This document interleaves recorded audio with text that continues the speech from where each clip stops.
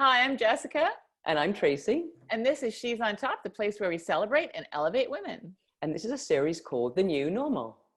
If you're not a subscriber, we would love if you would subscribe to our YouTube channel and follow us on Facebook, Instagram, LinkedIn, whatever is the social media platform of your choice. And when you're on YouTube, if you hit that bell button, you'll get notice of all of our videos.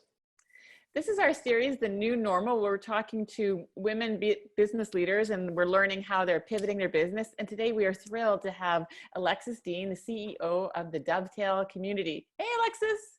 Hey. Hey, how you doing? I'm good. I'm just enjoying some midday sun in my office. Lovely, lovely. Mhm. Well, we actually, but before we start asking you some questions, can you just sort of tell us about Dovetail and what it is? Sure. Yeah, we're a global community of women entrepreneurs, and we host a year-round online membership and then two major events throughout the year. So we run Camp Dovetail in the fall and Dovetail Summit in the spring, and then we host monthly dinners and pop-ups in the Toronto area and also across North America. That is so cool. And we're so curious at this time. I would say we would think, event-based businesses would have like really big challenges. What have you been doing? Have you found a way to pivot?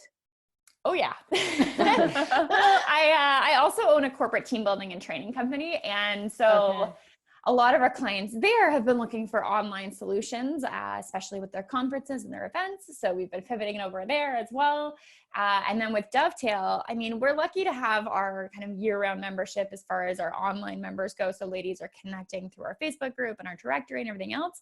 And now we're just building out more in-depth online programming. So rather than our pop-up events and our in-person dinners and workshops, we're bringing those all online. So there's definitely an online pivot happening, but still with the same intention, the same support, the same group, and the same great resources, connection, and collaboration.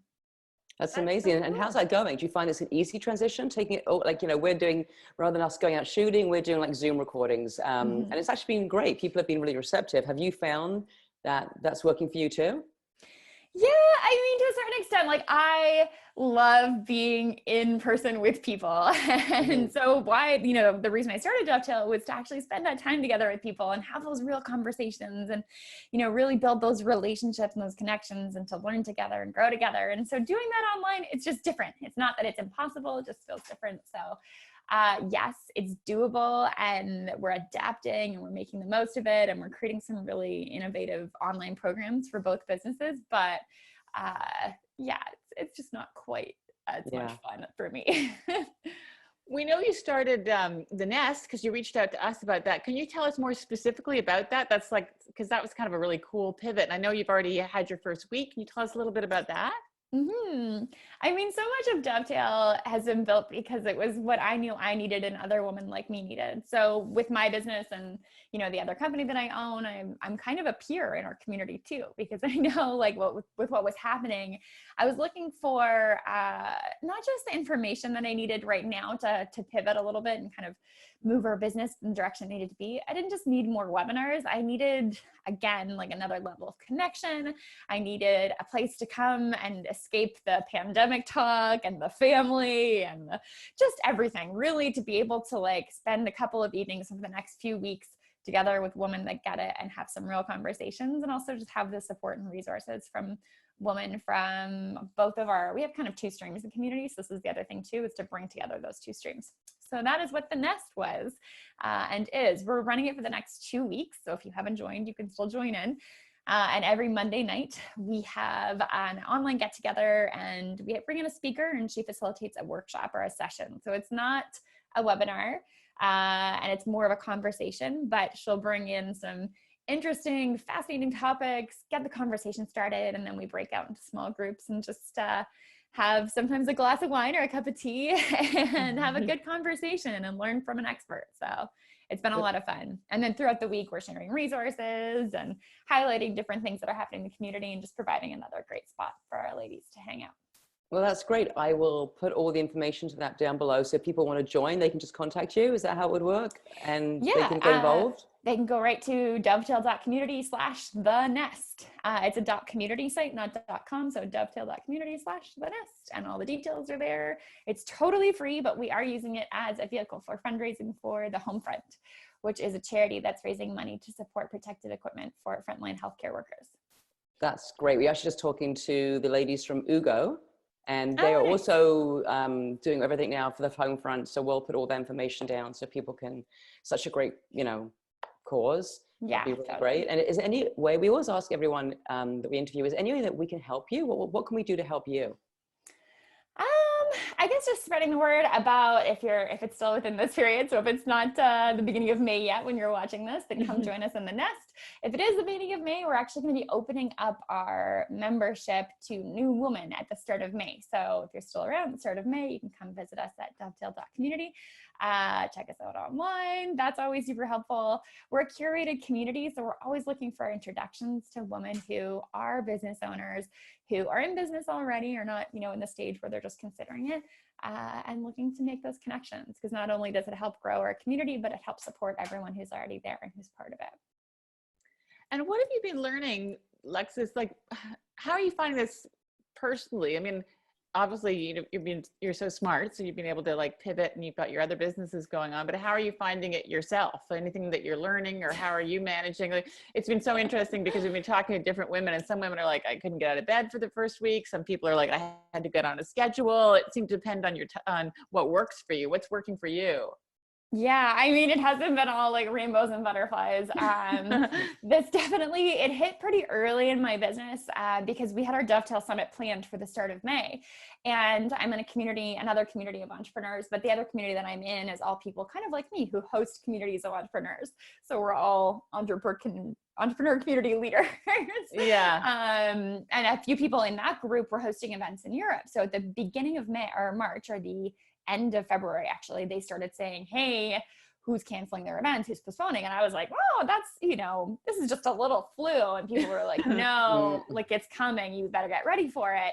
Start looking at what your options are. And so that first week of March, I was already into talking to our venue and trying to navigate things. And people around me were like, really? Like, you really think that seems a bit much extreme to be like? And I was like, no, it's coming. And so that week was just really hard because I think a lot of people around me, it hadn't smacked them in the face yet.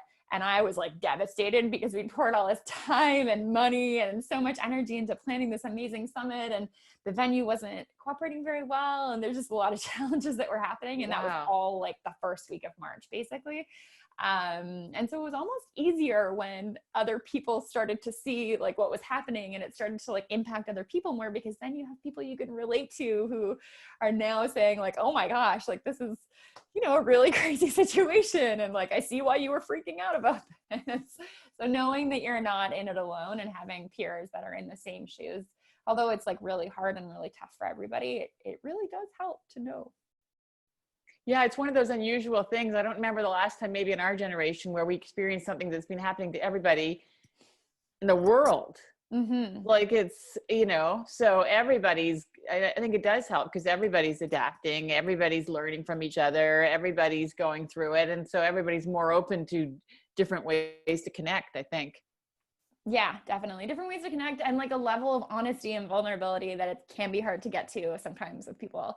I think people now trust that like we're all in this together, and everyone's probably having a tough time. Like there are very few business owners I know. I do know some that are thriving because of the type of business they have, but very few of them, whereas everybody else is just open to like putting it all out there and saying like, hey, this is my situation. If you have any advice, if you have any referrals, if you have anything you can do, I'm here for it. So that's been really nice in a way. Yeah, we've been hearing that too, about just being, it's okay to be vulnerable and just, admit when things aren't going well, and ask for help too. To be able to ask for help seems a theme that seems coming up when we speak to people. Don't be afraid to ask.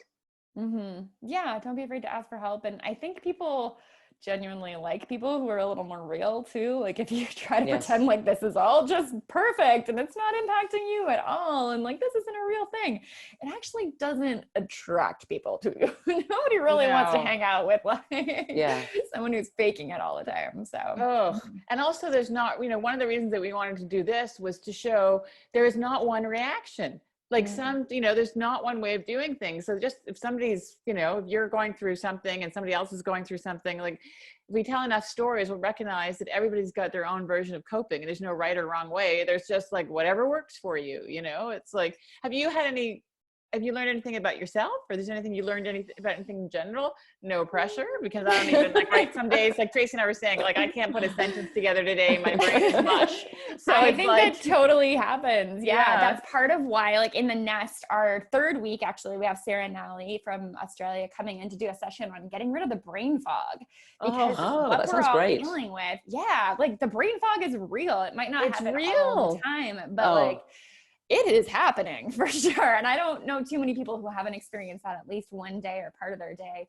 Many people, it's been like a week at a time where they're like, I'm just not thinking straight. Like, why can't I flip the switch or get it happening in my brain? And that's what she's coming in to work on. And that's only something that you can really address once you've kind of been through some of the grieving process. So for myself, my dad passed a few years ago, and I went through grief, and I actually tried to delay grief, which this has been like a really interesting comparison to that, because like when my dad died, like 2 weeks after he died, I took a job where I was like traveling all over South America and like tried to just like sweep it under the rug. Like, he was sick and I knew it was coming and it was going to be fine. And I was fine. And like 2 months later, I finally had a pause in my life, and that grief just like came pouring into that pause. And I had, luckily some really good therapists, and one of my best friends is a therapist, and a lot of those coping strategies, I think, are things that people are using now. So for myself, it's like, I look at the stages of grief, like the Kubler-Ross 5 stages of grief, denial, anger, all of those. And I'm seeing, and it's not like an orderly thing. It's, you can go back and forth through all of them. And I'm seeing that in myself and in the people around me. So that's been, I guess, like a learning that I can go back to the resources and the tools and the strategies that I learned in dealing with grief and apply them in this situation and other situations in my life too. So maybe that's been a lesson. Not that it's always like a perfect science, or that I'm like, oh, I've got this, tools for dealing with grief. It's like, those are still like tricky tools, and it's still like a tough time for sure. Yeah, no, actually, that's a really good point. I've seen a few articles about grief. We are grieving. We're grieving a way of life that we may not get back. So it's important to realize that. So thank you so much for your insights. And so thank you again for your time and talking with us. I know how busy you are, so I appreciate you speaking to us today. And we'll put links to Dovetail, the Nest, and we'll try to get this out next week. So there'll be time for people to sign up and listen to the speakers that you mentioned, hopefully. Yeah. And I mean, next week we've got Kelsey Ramsden talking about navigating through a tight turn.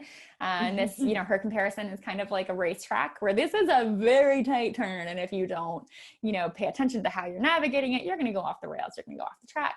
And then that following week, that'll be next Tuesday, actually, because on Monday it's Easter. So we've delayed to Tuesday. So you know what, then we'll probably put this video out Monday, and then hopefully people can sign up on Monday night or Tuesday so they can see Kelsey. Yeah, that'll be great. Awesome. Come join that. And if for you guys too, come join Kelsey's session, because she's good at leading the conversation too. It's not just like talking at. And then the following Monday is Sarah and Natalie from Australia, and she's just great. Like, I'm actually personally very excited about like using some of her tools to help get rid of this fog, because it's really hard to function when you're just like, why does it feel like there's just a literal cloud in between my 2 ears? Like so some days. Yeah. And if anybody wants to know more about Kelsey, we've done a video on her as well if they want it more in depth. She's amazing. She's put out a book. She's an incredible entrepreneur. So it would be a great thing for yours to come and do that workshop, because she's really smart. Yeah. So thank you so much. And thank you. Look forward to seeing you next week. Woohoo! Come on out. All right. Happy Easter. Okay. Thanks, Alexis. And Passover. Yes. Thank you. Bye. Bye. Bye.